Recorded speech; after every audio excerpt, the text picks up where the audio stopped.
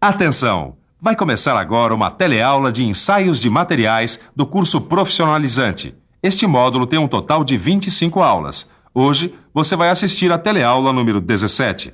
Bons estudos!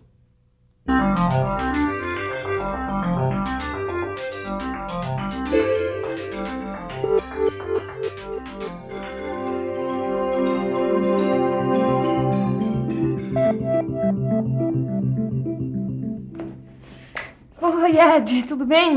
Meu Deus, que frio! Olha, se o inverno todo for assim, não vai ser fácil, não. Viu? Ainda bem que a gente vive num país tropical, né, Neza? Quer dizer, por mais que a temperatura baixe, não vai influenciar no comportamento de nenhum metal. Como assim, Ed? O nosso kart, por exemplo, se a gente corresse numa região muito fria, aquela batida da última corrida iria quebrar o para-choque.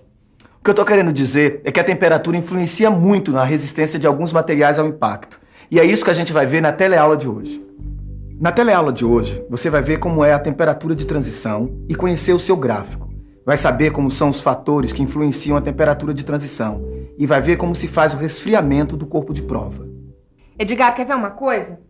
Aqui nesse livro eles dizem que um dos principais fatores da derrota dos alemães na Segunda Guerra Mundial na Rússia foi justamente o rigoroso inverno russo. Imagina só, hein, Neuza? Um soldado alemão naquele frio de menos 40 graus, descobrindo que a boca do canhão se quebra logo no primeiro disparo.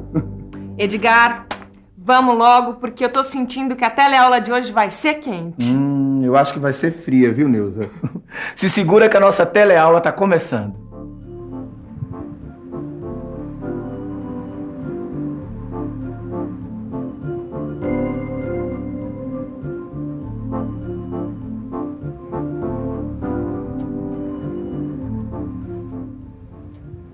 Bom, alguns materiais, como esses cilindros para gases criogênicos, trabalham em temperaturas de até menos 172 graus Celsius e estão sujeitos a choques.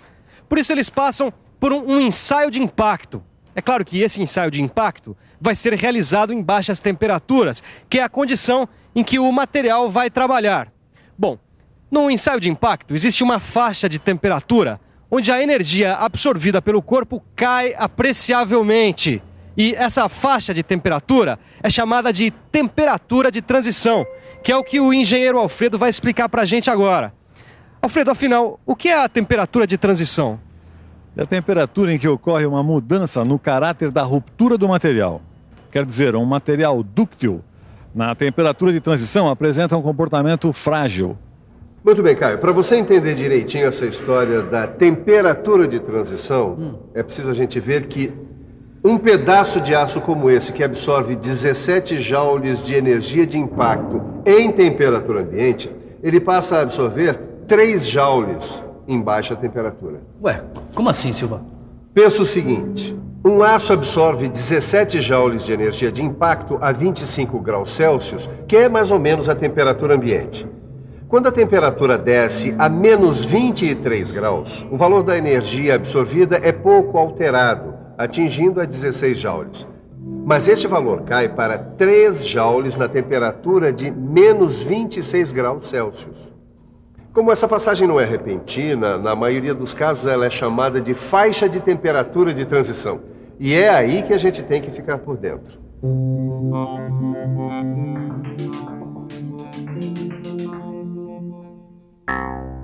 A faixa de temperatura de transição pode ser definida pelo intervalo de temperatura em que a fratura se apresenta com 70% de aspecto frágil, ou seja, fratura cristalina, e 70% de aspecto dúctil, ou fratura fibrosa. O tamanho da faixa da temperatura de transição vai variar de acordo com o material utilizado. O material só deve ser utilizado numa faixa de temperatura onde a mudança brusca do caráter da ruptura não se manifeste. E aí, Neuza? Passou frio? Mais ou menos, viu, Ed? Eu diria que meu corpo está em temperatura de transição, de frio para quente. Falando nisso, você sabia que existe um gráfico de temperatura de transição? Claro que eu sabia. Aliás, olha o que eu tô olhando. É justamente isso. Olha aqui. Indicando os valores de temperatura no eixo das abscissas e os valores de energia absorvida no eixo das ordenadas, dá para traçar a curva que mostra o comportamento do material quanto ao tipo de fratura, frágil ou dúctil. E você sabe interpretar este gráfico?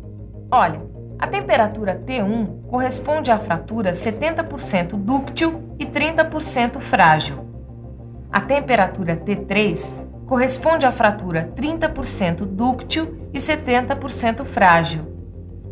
E a temperatura T2 é o ponto onde a fratura se apresenta 50% dúctil e 50% frágil. O intervalo de temperatura de transição corresponde ao intervalo entre T1 e T3.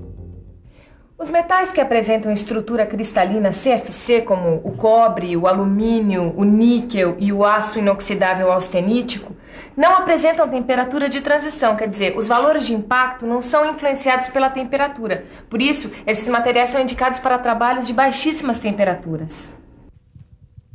O ensaio de impacto em baixas temperaturas é importante na hora de escolher os materiais que vão ser usados na fabricação de cascos de barcos que navegam em temperaturas muito baixas. Imaginem a importância da resistência ao impacto em baixas temperaturas para embarcações que navegam, por exemplo, em águas muito geladas, como na Antártica, onde o casco e o leme ficam em permanente atrito com o gelo. Bom, você pode não estar pensando em navegar pela Antártica, mas mesmo assim é importante conhecer os fatores que influenciam na temperatura de transição. E para conhecer esses fatores, é só a gente pensar um pouco. Vamos pensar um pouco. Deixa eu ver. O intervalo de transição é influenciado pelo tratamento térmico. Isso porque aços carbono e de baixa liga são menos sujeitos à influência da temperatura na resistência ao impacto quando passam pelo tratamento térmico. O tamanho de grãos também influencia a temperatura de transição, porque grãos grosseiros elevam a temperatura de transição e produzem fraturas frágeis, quando a temperatura é ambiente. Tem também o encruamento, porque materiais encruados tendem a apresentar maior temperatura de transição. A presença de impurezas, que fragilizam a estrutura do material, também elevam a temperatura de transição.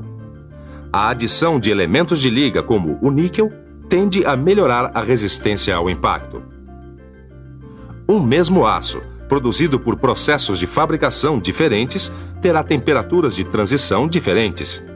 E, finalmente, a retirada dos corpos de prova que interferem na posição das fibras do material.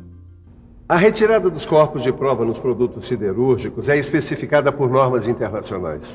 Já vi que o negócio é sério, hein? É sério mesmo.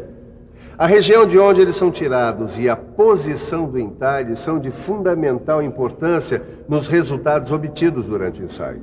Aqui a gente vê 3 maneiras de retirada e posicionamento do entalhe em corpos de prova Sharpie, retirados de posições diferentes de uma chapa de aço doce. Quando submetidos ao ensaio de impacto, esses corpos apresentaram 3 curvas diferentes.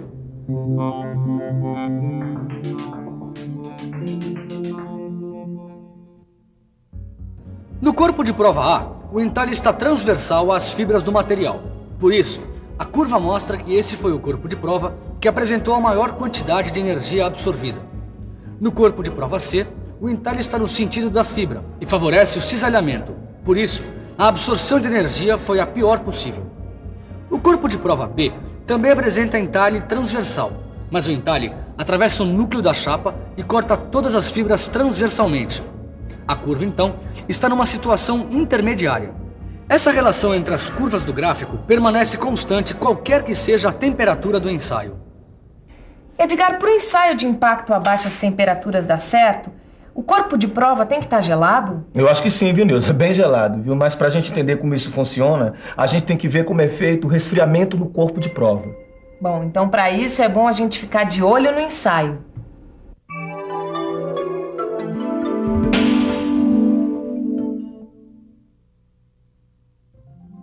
Os corpos de prova retirados para ensaio de impacto devem ser resfriados até atingirem a temperatura desejada para o ensaio. As técnicas de resfriamento têm normas técnicas específicas. Uma das técnicas consiste em mergulhar o corpo de prova num tanque com nitrogênio líquido, por mais ou menos 15 minutos. Depois, com a temperatura homogeneizada, o corpo de prova está pronto para o ensaio de impacto. Caio, eu vou te mostrar um outro jeito de obter o resfriamento do corpo de prova. Vamos lá. É a mistura do álcool e do gelo seco. A gente despeja álcool aqui nessa vasilha. Tá? E vamos misturar com o gelo seco.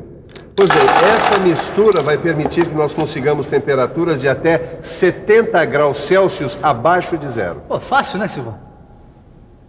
Mas tem uma coisa, Caio. O tempo para romper o corpo de prova após o resfriamento é de no máximo 5 segundos. O quê? Só 5 segundos para tirar o corpo de prova do recipiente e colocar na máquina de ensaio? Tem que ser muito rápido, hein, Silvão? Tem sim.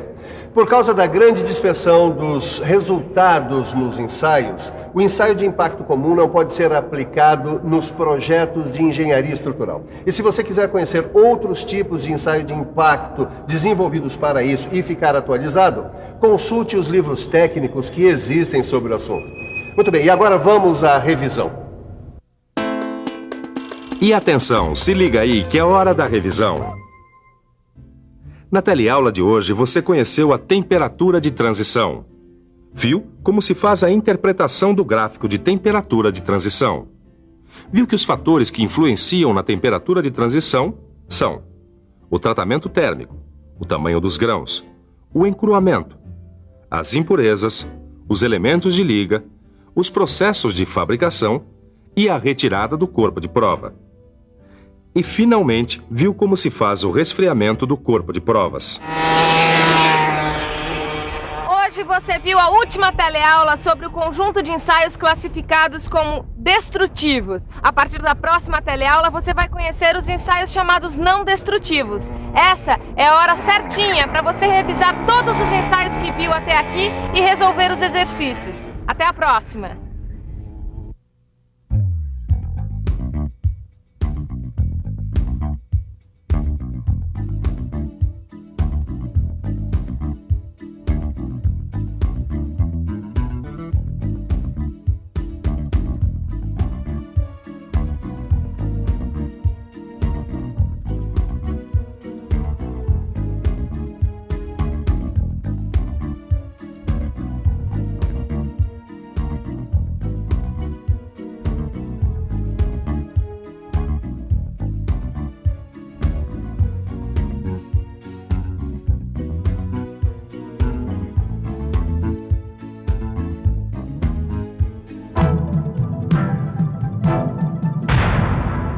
Telecurso 2000, um programa de educação do Sistema Fiesp e da Fundação Roberto Marinho.